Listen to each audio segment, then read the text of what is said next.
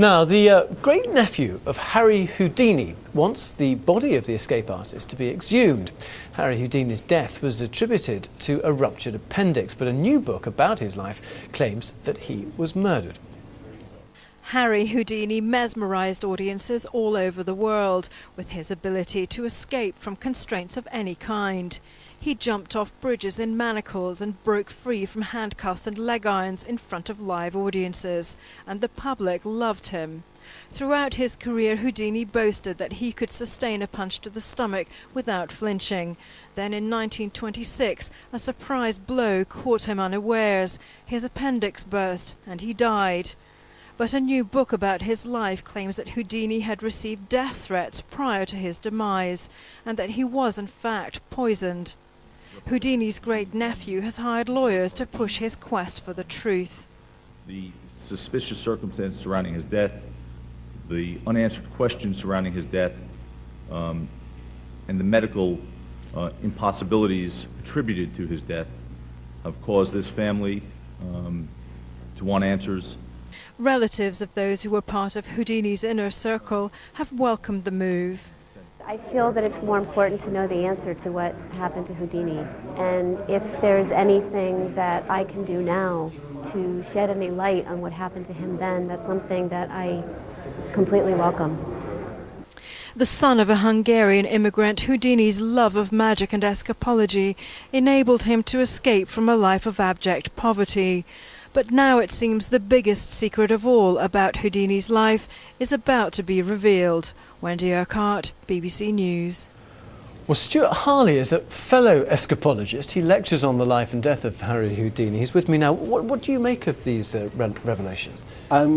Personally, I believe it was a tragic accident. I don't believe there's anything sinister. Yes, he'd annoyed quite a few spiritualists, and yes, he would have received death threats, but to believe that anybody actually went through with it, I don't. And what would be the motivation for doing that? To kill him, to discredit him and to stop him. He went around to quite a few spiritualists to debunk them, to go along and prove that they were just fakes and to expose them. He also did a lecture tour of the States showing how that they would con people, particularly after the world wars.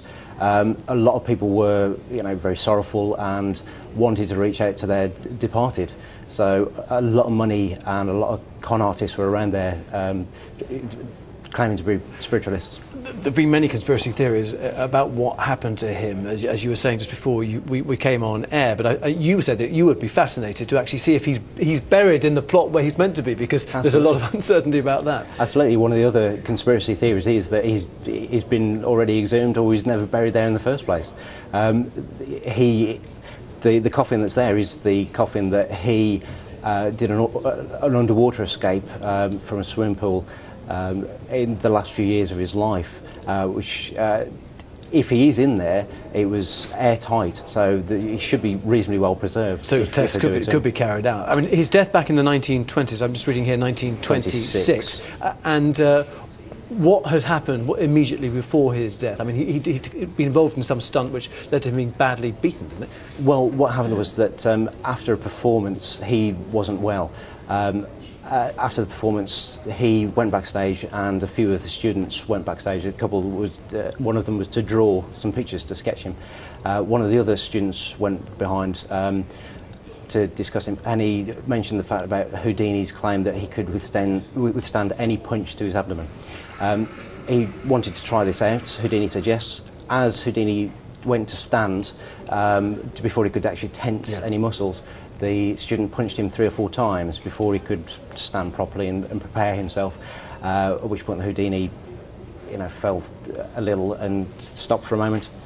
He stood up, righted himself, clenched his stomach muscles. The student then hit him, at which point the student said that it was like hitting an oak, wooden block, and then that was it. But later on, Houdini collapsed, and then his temperature rose and rose. He continued to perform. He performed the next day, even though he'd got a temperature of around 104, 102, 104, and then shortly afterwards he was rushed into hospital. Okay, well, it'll be absolutely fascinating if this exhumation does take place. I'm not sure if the family, if there are any sort of surviving family who might be against that, but I have to leave it there. Stuart Harley, thanks very much indeed for coming in. Thank you.